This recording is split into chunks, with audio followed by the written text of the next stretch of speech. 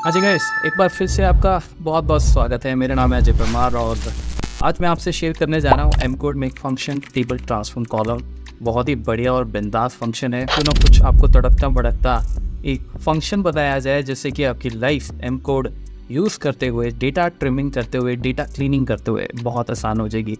तो कंसेप्ट क्या है? कंसेप्ट ये है, मान के चलिए आपके पास 6-7 कॉलम्स पड़े हुए हैं डेटा में। ज़्यादा भी हो सकते हैं, कम भी हो सकते हैं, और आपको हर कॉलम पे इफ़ कंडीशन लगानी है। फॉर एग्जांपल आपको कहना है कि भाई अगर स्कोर कार्ड है, फॉर एग्जांपल आपके पास मैथ्स, इंग्लिश, साइंस, या चलिए वीबीएन है, एसक्यूएल सर्वर है, आपने कोई टेस्ट लिया और उस टेस्ट में एम्प्लॉयज़ का आपको कोई स्कोर मिला और अब आपने ये बताना है कि एलिजिबल हैं कि नहीं है, और कंडीशन कुछ भी हो सकती है, जैसे स्कोर ग्रेटर देन 70 है तो एलिजिबल है, नहीं तो नहीं है। तो आप ये चाहते हैं कि हर एक डेटा जो आपके पास स्कोर कार्ड है उसमें ये उसको चेंज कर दे। अब जनरली आप इसमें इफ फंक्शन लगाएंगे और इफ फंक्शन लगाते लगाते आप थक जाएंगे क्योंकि हर कॉलम पे इफ फंक्शन लगेगा।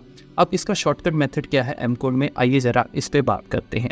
तो जैसे मैं आपको बोल रहा था कि अब ये इतने सारे हमारे पास कॉलम्स हैं, एक ये कॉलम है, जैसे एक ये आपका कॉलम है और उसके बाद ये कॉलम है।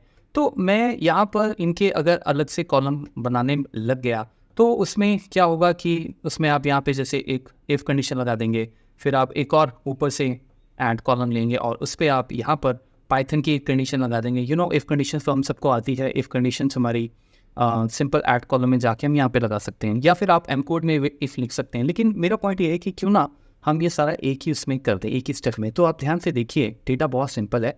देखिए इसके लिए हम क्या करेंगे कि एक हमारे पास फंक्शन होता है टेबल ट्रांसफॉर्म कॉलम। आप देख सकते हैं पावर क्वेरी ने भी एक फंक्शन लगाया हुआ है जिसमें उसने इनके सारों के डेटा टाइप्स चेंज किए हुए हैं। ये तो डेटा जब आप लेके आते हैं बाहर से तभी आपके पास आ जाता है। हम क्या करने वाले हैं, इसी से एक मिलता जुलता फंक्शन हम लगाएंगे।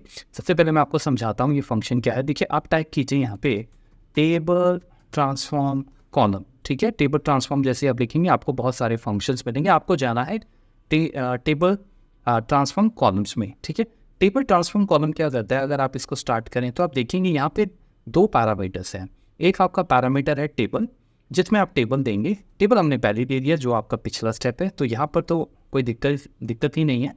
जो आपका दूसरा फंक्शन है, जो आपका दूसरा पैरामीटर है, वो है ट्रांसफॉर्म ऑपरेशन एज लिस्ट। ये जो आपका डेटा टाइप है ये है लिस्ट, यानी कि आप इसमें जो भी चीज़ प्रोवाइड करेंगे वो लिस्ट होगी, ठीक है। तो लिस्ट के लिए क्या होता है कि आप सबको मालूम है कि हम कर्ली ब्रैकेट्स लगाते हैं, ठीक है। फंक्शन हो गया ख़त्म। आपको फंक्शन में इतना ही काम करना है। थोड़ी जगह बनाते हैं यहाँ पे, ये देखिए ये है आपका लिस्ट, ठीक है।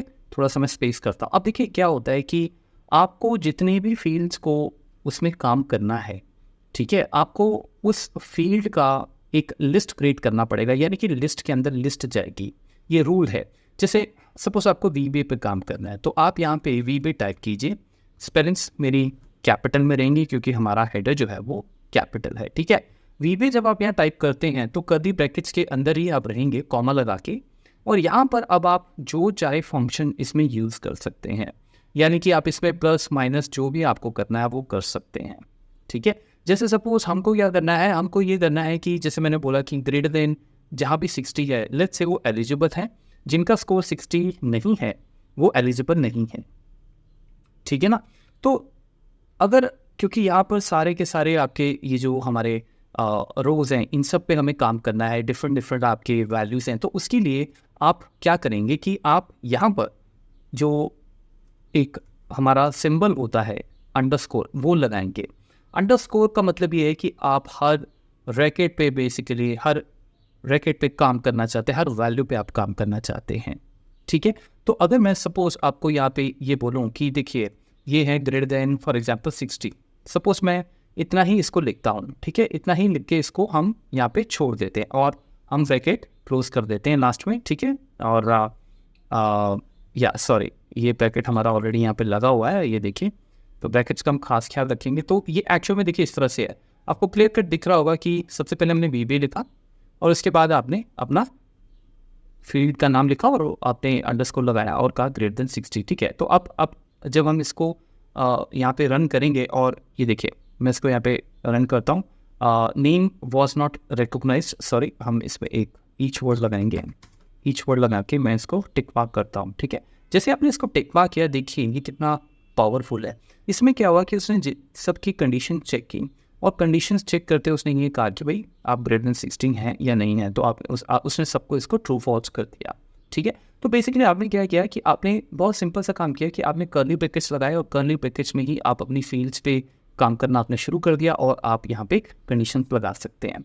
अब जैसे हमें ट्रू फॉल्स नहीं चाहिए, हमें तो ये चाहिए कि वो एलिजिबल है या नहीं है, राइट। तो यहाँ पर हम इफ कंडीशन एक लगाएंगे जो कि एम कोड में हम लगाते हैं कि अगर ये वैल्यू ग्रेटर देन 60 है, वैल्यू मतलब अंडरस्कोर आपने लगाया है, तो आप क्या चाहते हैं। तो जैसे मैं बोलता हूँ कि तो मैं चाहता हूँ एलिजिबल, ठीक है। और अगर ऐसा नहीं है तो आप ऐसा लगाइए, तो let's say we want to say not eligible, ठीक है। अब मैं टिक करता हूँ, क्लिक करता हूँ और हम इसका रिजल्ट देखते हैं। वाओ, बहुत ही ब्यूटीफुल, राइट। ये बहुत ही शानदार चीज़ है गाइस। आपने देखा कि हमने उसी डेटा पे ऐड कॉलम भी, एक्स्ट्रा कॉलम भी ऐड नहीं हुआ, उसी कॉलम में आपकी वैल्यू जो है वो आ गई है, ठीक है। और जब चाहे आप पुरानी वैल्यू तो ले ही सकते हैं, क्योंकि आप पिछले स्टेप में जाके क्लिक करेंगे तो आपको पुरानी वैल्यू भी दिख जाएगी, राइट। तो कर्ली ब्रैकेट्स में सारा काम ये हुआ है, ठीक है।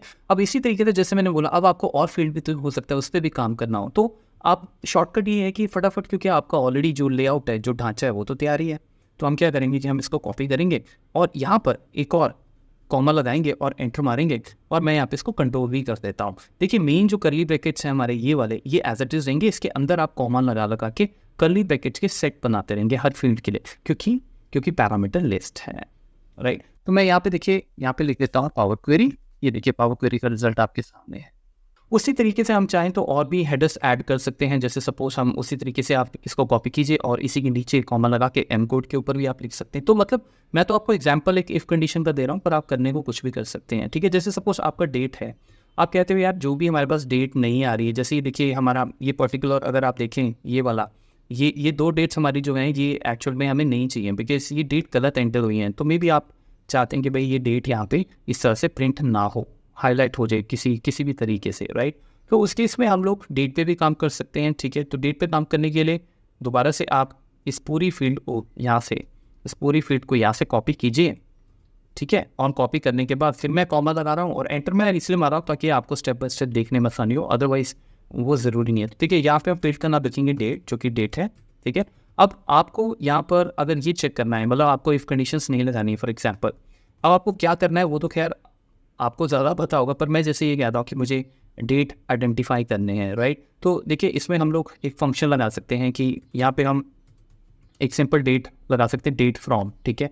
डेट फ्रॉम, उसके बाद वही डेट फ्रॉम अंडरस्कोर लगा देंगे, ठीक है। अंडरस्कोर क्योंकि फील्ड तो ऑलरेडी आपने दे रखी है, तो एम कोड को पता है कहाँ जाना है, ठीक है। तो आपने कहा कि भी डेट फ्रॉम, इसमें फॉर एग्जांपल आपने इस तरह से लिख दिया, ठीक है। तो वो क्या करेगा, देखिए उसने आपको क्या किया कि डेट आपको ला के दे दी, तो डेट्स आ गई, और जहाँ वो डेट नहीं दे पाया क्योंकि वो डेट थी ही नहीं, है ना, वो टेक्स्ट फॉर्मेट था, तो उसने वहाँ पे आपको एरर दे दिया, ठीक है। तो इस तरीके से आप ये चीज़ें कर सकते हैं। मतलब आप चाहें तो ये भी कर सकते हैं कि भाई अगर कोई एरर आता है डेट से डील करते हुए, तो आप कुछ एरर की जगह आप चाहें तो ये भी लिख सकते हैं कि फॉर एग्जांपल इनवैलिड डेट, तो उसमें आप ये एरर हैंडलर यूज़ कर सकते हैं। जैसे हमारे पास हम ये ट्राई कर सकते हैं, ये ट्राई जो हमारा एरर हैंडलर होता है, और उसमें हम ये लिख सकते हैं कि ट्राई दिस, और अदरवाइज आप उसमें लिख दीजिए इनवैलिड डेट फॉर एग्जांपल। यहाँ पर डेट्स आ गई और यहाँ पे आपका इनवैलिड डेट आ गया। तो कहने का मतलब ये है कि जो आपका टेबल ट्रांसफॉर्म कॉलम फंक्शन है वो बहुत ही ज़्यादा पावरफुल है, स्पेशली अगर आपको मल्टीपल टेबल्स में काम करना हो। मैंने तो आपको एक छोटा सा एग्जांपल दिया है, बट इसमें आप बड़ी बड़ी कैलकुलेशंस भी एक साथ सभी कॉलम्स पे कर सकते हैं। और आपने एक और चीज़ नोट की होगी कि टेबल्स एक्स्ट्रा ऐड नहीं हुए हैं, टेबल्स के रिजल्ट्स उसी कॉलम में हमें मिल गए हैं। तो अपना अपना हिसाब किताब है, आपको चीज़ें अगर आती होंगी तभी आप अपने प्रोजेक्ट में उसको हिसाब से अपने लर्न कर सकते हैं। ज़रूरी नहीं ऐसी रिक्वायरमेंट हो, लेकिन अगर फंक्शन का पता होगा, उसके स्टाइल का पता होगा, तो आप ये सब चीज़ें कर सकते हैं।